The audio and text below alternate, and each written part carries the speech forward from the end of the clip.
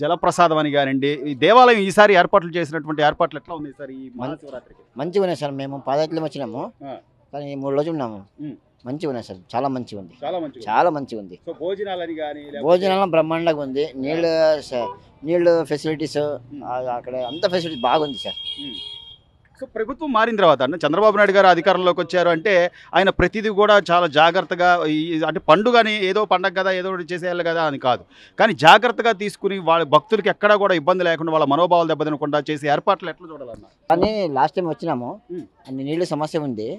ఈ టైం నీళ్ళ సమస్య లేదు, ఫెసిలిటీ బాగుంది.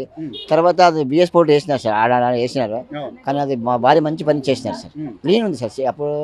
అప్పటికి ఇప్పటికి లాస్ట్ టైం ఇక్కడ ఈ టైంకి బాగా క్లీన్గా ఉంది. చాలా పరిశుభ్రత అంటే దాదాపు 1000 మంది వర్కర్లను పెట్టి మరీ చేయిస్తున్నారన్న. ఎక్కడైనా అపరిశుభ్రంగా కానీ అట్లా ఏమైనా లేదు, అపరిశుభ్రం కాదు, కానీ బాగా నీట్గా ఉంది. ఈ రోజు కొంచెం సాటిస్ఫైడ్ ఉంది సార్. సాటిస్ఫైడ్ ఉంది. దర్శనం చేసుకోవడం కానీ స్వామివారి దర్శనం బాగా బ్రహ్మాండంగా జరిగింది సార్. బాగా జరిగింది. ఇక్కడ మళ్ళీ హాస్పిటల్ ఫెసిలిటీస్, దాని నుంచి హాస్పిటల్ ఏమి వచ్చినా కదా, అది హాస్పిటల్స్ ఆడ నుంచి ఫెసిలిటీస్ ఏమి ఇచ్చినా కదా, బాగుంది సార్. ఇలాగా లాస్ట్ గతంలో మీరు ఇట్లా గమనించారా? గత 5 ఏళ్ల ప్రభుత్వ హయాంలో ఇంతకు ముందు ఇట్లా ఏమైనా ఉందా? ఇంత జాగ్రత్తగా పకడ్బందీగా చేసిన దాఖలాలు ఏమైనా ఉన్నాయా? లేదు సార్. ఈ టైం చాలా బాగుంది సార్. ఈ సంవత్సరం లాస్ట్ టైం ఉంటే ఈ టైం బాగుంది. మీరు ఎక్కడి నుంచి వచ్చారన్నా? మీరు హంపి సార్, కర్ణాటక హంపి నుంచి వచ్చారు. హంపి నుంచి వచ్చారు. మీరు చాలా సాటిస్ఫాక్షన్ సార్. మీరేమంటారు? ఎట్లా ఉంది దర్శనాలు? ಭಾಳ ಚೆನ್ನಾಗಿದೆ ಸರ್ ಇದು.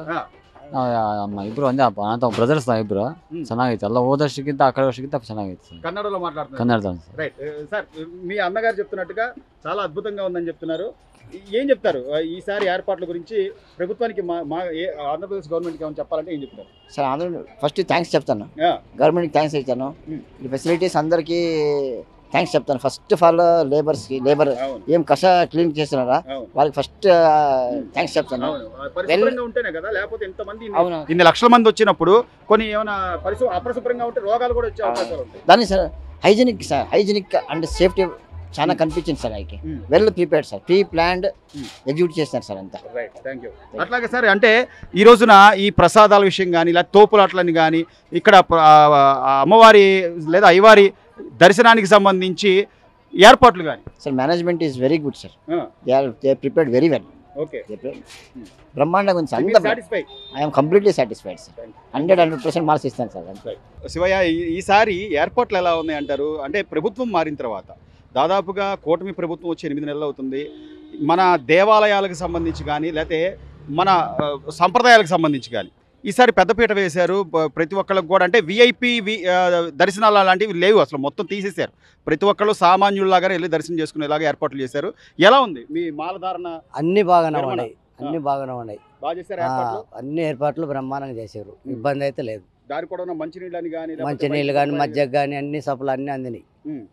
పాతాల గంగలో కూడా స్నానానికి కాడ కూడా బ్రహ్మాండంగా జరిగింది. ఎక్కడి నుంచి వచ్చారు స్వామి మీరు? మాది బేసారపేట. ఎక్కడైనా విఐపి అని కానీ లేదా డబ్బులు ఇవ్వండి కానీ డబ్బులు తీసుకోవడం కానీ అట్లాంటి ఏం లేవు. రైట్. ఏ స్వామి, మీరు కూడా యువకులా ఉన్నారు, దీక్ష తీసుకున్నారు, చాలా నియమ నిష్టలతో చేస్తాం. భోజనాలు ఎట్లున్నాయి? బాగున్నాయి సార్. భోజనాలు బ్రహ్మాండంగా ఉంటాయి సార్. భోజనాలు మాత్రం భోజనాలు బాగుంటాయి, దర్శనాలు బాగుంటాయి, బ్రహ్మాండం ఏమి ఇబ్బంది ఏం లేదు. చంద్రబాబు గారు వచ్చారు అంటే ఆయన కొద్దిగా ఆలోచించి నిర్ణయాలు తీసుకుంటారు అనుకోవచ్చా? బాగానే బ్రహ్మాండం చేసిండు.